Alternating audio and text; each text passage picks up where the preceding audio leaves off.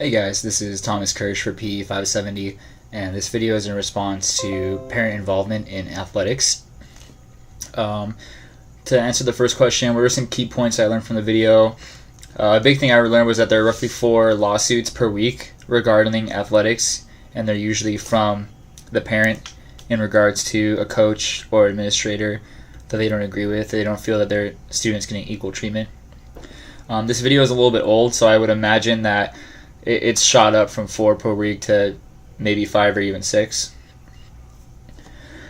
Parents are seeking damages against coaches, administrators, and school districts if their son or daughter is not getting the attention they feel they deserve. From the video, I saw a little bit of bias from the interviewers. I feel like even though it was clear that some of the parents didn't have legal ground in what they were saying, when they were interviewing them, you already could tell from the interviewers that they believed the parents to be wrong, and I felt that was kind of bad. That it wasn't very professional. But a lot of the parents in the video, their complaints really had no legal ground. It was more about emotion. So to answer the second question, describe what changes I would consider in regards to coaching.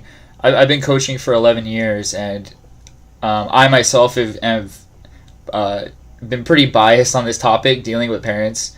I've never been sued personally, but I have been threatened to be sued by a parent, specifically over playing time.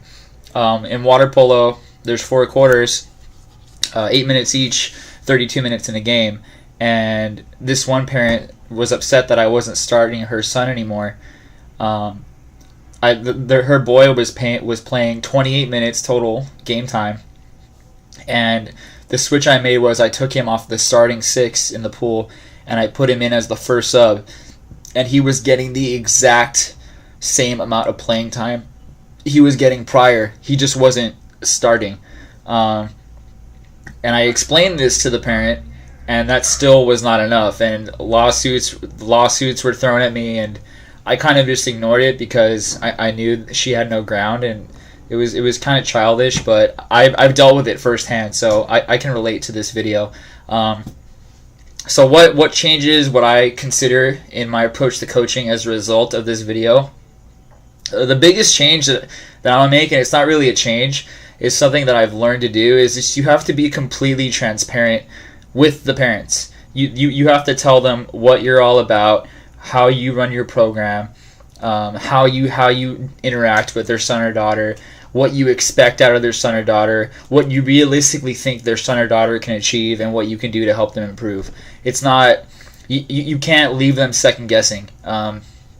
Some parents get over involved, over committed, and you could be not disciplining their son or daughter, but you could be try this skill this way, and they could view that as, you're attacking my son or daughter, and I've dealt with that too in the past. So transparency is a big thing that I've learned. And some suggestions to answer 3. What would I recommend for coaches currently in the field?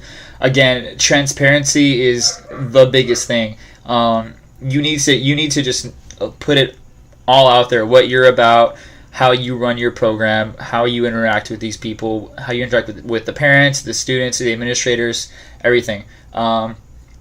Preseason meetings are vital to having success, and especially high school athletics. This gives you a chance to talk to parents sometimes on a one-to-one basis, like after the meeting, and it may be your only time to actually communicate with them, because they work all day, so they don't have time to go to games sometimes. They don't have time to go to practice. So this one preseason meeting is your chance to make an impression and to let these parents know what you're all about and how you're running your program.